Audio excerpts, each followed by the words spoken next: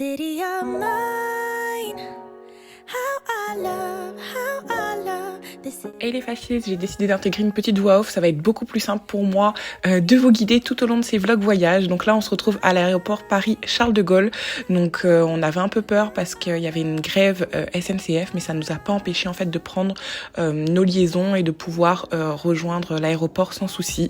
Donc voilà, je pense que vous le savez déjà maintenant, donc je vous l'annonce officiellement, direction la Turquie et plus précisément Istanbul.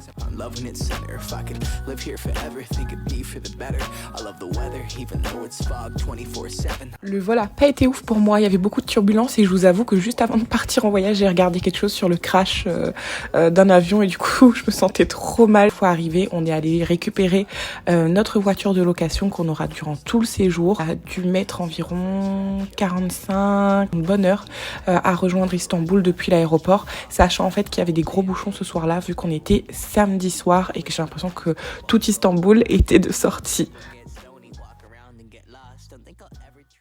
Hello les fascistes! Hello monsieur Dodo! Hello! Il a vraiment du mal à vous dire bonjour, hein. Franchement. Je suis concentré. Vous voyez qui vous aime vraiment entre nous deux. Voilà. Bon, on est à Istanbul les gars!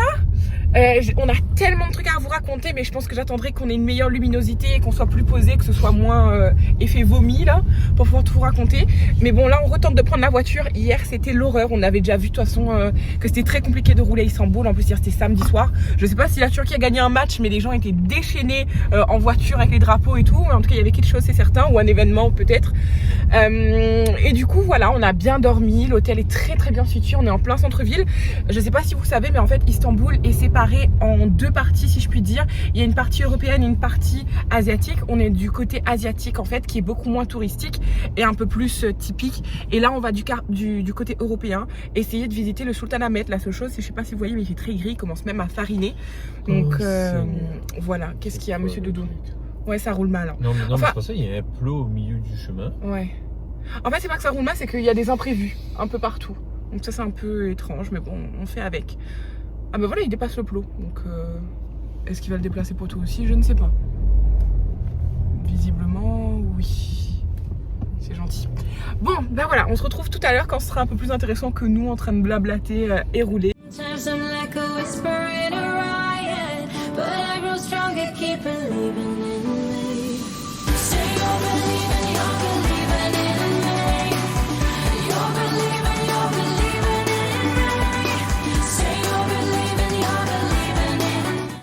City of mine, how I love. Monsieur Doudou, ça y est, on a des sous. Quoi? Je dis ça y est, on a des sous. Regarde sa tête. En fait, à côté du Sultanahmet, à côté de la mosquée bleue, il y a beaucoup de distributeurs en fait, et c'est cool quand vous mettez votre carte, ils reconnaissent en fait d'où vous venez. Et, en fait, c'est écrit en fonction de votre langue, donc c'était écrit en français, c'est passé du turc en français directement. Par contre, les frais sont exorbitants. Nous, on devait pas justement retirer ici, mais comme on est dimanche, les lieux d'échange de devises sont fermés. Donc voilà. Et oui, Istanbul dispose de distributeurs de voiles. Après une tenue, on s'est trompé. Enfin le bon. Alors, on va attacher les cheveux.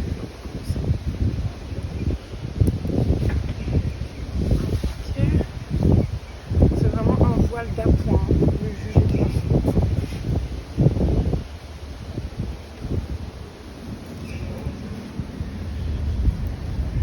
Je vais m'acheter un vrai beau voile parce que là, chose de qualité.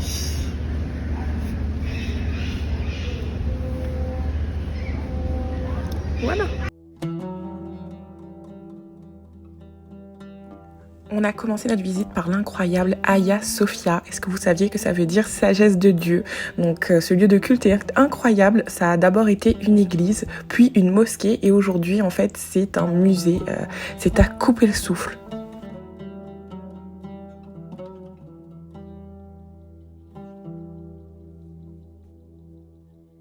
Bon, on continue sous la pluie, il fallait s'y attendre, mais ça va, pour l'instant c'est pas encore une grosse pluie. Monsieur Doudou joue les photographes aguerris. Alors comment t'as trouvé Hagia Sophia? Elle est magnifique. Je me suis acheté un plus beau foulard. J'ai hâte de le mettre, ce sera mieux que ça.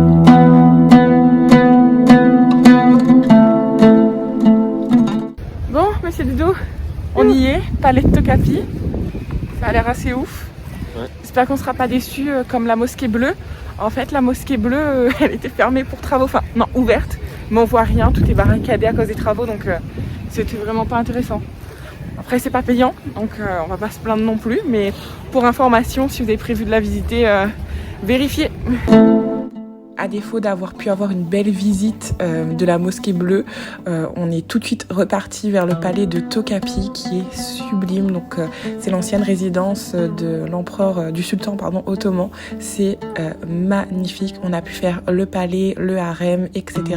pour environ moins de 30 € chacun, 28 € je crois à peu près.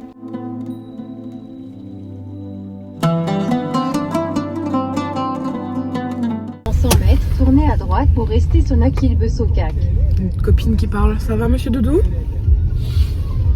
Mais tu peux arrêter de faire des grimaces comme ça et parler.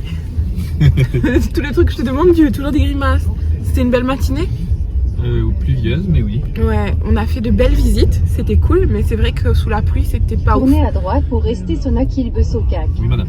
Là, ce matin, il n'y avait pas tant de monde que ça, hein, et après ça a commencé à se remplir. Donc même les jours de pluie, même le dimanche, ça finit par se remplir, là c'est plein. On a une petite...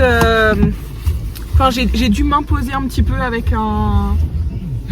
C'est quoi, un monsieur dans un magasin qui voulait absolument qu'on vienne dans son magasin, acheter des trucs et tout. Il a voulu nous proposer des sacs de contrefaçon. Il a même proposé une Rolex. Bon, finalement, pour être gentil, vu qu'en fait, le stationnement où on est arrivé ce matin, la personne qui s'occupe du stationnement n'était pas là. Donc le monsieur du magasin a accepté de prendre nos sous et de les donner à l'autre personne qui est son ami en attendant. Et en fait, du coup, pour le remercier, on lui a dit qu'on passerait dans sa... Enfin, il nous a demandé de toute façon de passer dans sa boutique, donc on a dit qu'on passera. Et du coup, on a acheté du thé. Donc, je crois que c'est le thé le plus cher de ma vie. En tout cas, un des thés les plus chers de ma vie. Donc, mais par contre, ça a l'air incroyable. C'est du thé ottoman, c'est un mélange ottoman. Du coup, ça nous a coûté 200 liras, donc environ 20 €. Voilà, j'espère qu'on va vachement l'apprécier. Par contre, je trouve ça cool pour voyager, que ce soit sous vide, comme ça, c'est pratique. Regardez comment il fait ça, belle. Donc voilà, en gros aujourd'hui on a pu faire tous les centres historiques principaux qu'on voulait voir, donc c'est cool, au moins on a repéré, on sait comment c'est, etc. Sauf la citerne basilique qui en fait était fermée pour travaux et c'était ce qu'on avait le plus envie de voir, donc c'est quand même très dommage, mais bon c'est pas grave. Dans le reste du pays on aura autre chose à voir, on est encore ici sur Istanbul pour quelques jours et ensuite on va bouger un peu. Donc là on va à un centre commercial vu qu'il pleut.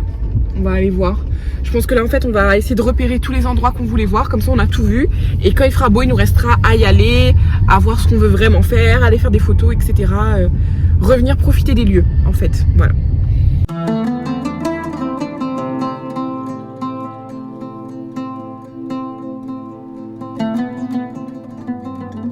Le centre commercial, on est rentré à l'hôtel et on est allé manger dans les petites rues d'Istanbul. Donc comme toujours, tout ce qui est bonne adresse food, etc. Je vous mettrai tout sur les réseaux en détaillé. C'est tout pour aujourd'hui, j'espère que ce premier vlog à Istanbul vous aura plu. La suite de notre périple devrait vraiment vous étonner, donc restez connectés.